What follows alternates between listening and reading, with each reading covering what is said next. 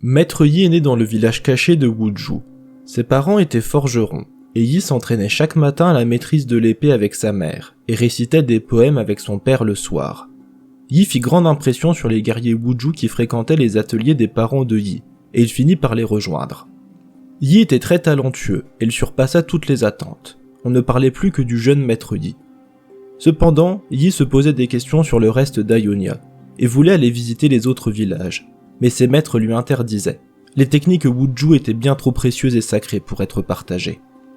Mais lorsque Noxus attaqua Ionia, Yi décida de défendre Ionia plutôt que d'honorer les traditions Wuzhou. Très vite, des rumeurs au sujet de l'homme qui valait une armée se répandirent dans Ionia, et beaucoup furent inspirés par son courage et prirent les armes pour défendre leurs terres, jusqu'à la fameuse bataille du Placidium de Navori. Mais les commandants noxiens virent dans le Wuzhou une menace non négligeable, et après avoir enquêté sur Yi, ils lancèrent une attaque chimique sur le village Wuzhou. Après la guerre, Yi revint pour trouver son village détruit. Tous ceux qu'il connaissait étaient morts, et la magie de la terre avait été profanée. Yi comprit qu'il était le dernier maître du Wuzhou, il ne restait que lui. Ravagé par la douleur, il s'isola, préférant ne pas penser au passé. Mais la sagesse des maîtres anciens semblait s'effacer avec le temps. Il commençait à douter qu'un homme seul puisse préserver un héritage entier. C'est à ce moment-là qu'il rencontra Kong. Kong est un Vastaya de la tribu des Shimon. Impulsif et blagueur, le jeune Kong avait peu de traits communs avec les autres Shimon. Mais pendant des années ils supportèrent ses blagues et ses farces. Jusqu'au jour où Kong leur fit croire qu'un dragon élémentaire allait brûler la forêt. Exaspérés, les Shimon exilèrent Kong.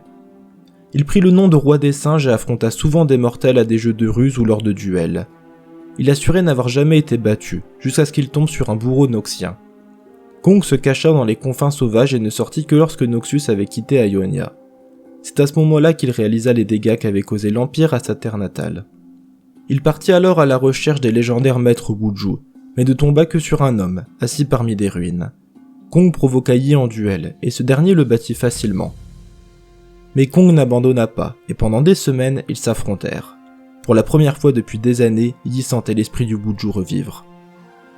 Kong finit par tomber à genoux, implorant Yi de lui enseigner ce qu'il savait. Voyant l'humilité dont faisait preuve le Vastaya, Yi accepta, et les deux apprirent à se respecter, mais le maître Wuzhou refusait de faire part de son passé. Kong lui proposa alors un marché. S'il pouvait gagner un duel contre Yi, ce dernier devait lui révéler son passé, autrement, Kong arrêterait de parler. Kong finit par gagner le duel, et Yi lui raconta tout. C'est là que Kong comprit ce qu'il recherchait. Bien que sa tribu l'avait exilé, il souhaitait tout de même les défendre. Fier de lui, Yi lui offrit un bâton et lui donna le préfixe honorifique de Wu. À partir de ce jour, le Shimon était connu sous le nom de Wukong. Ensemble, Yi et Wukong voyagent à travers tout Ionia. Yi cherche à honorer l'héritage Wuzhou et à donner un sens à son titre de maître. Les deux amis sont déterminés à combattre la haine et l'injustice partout où ils vont.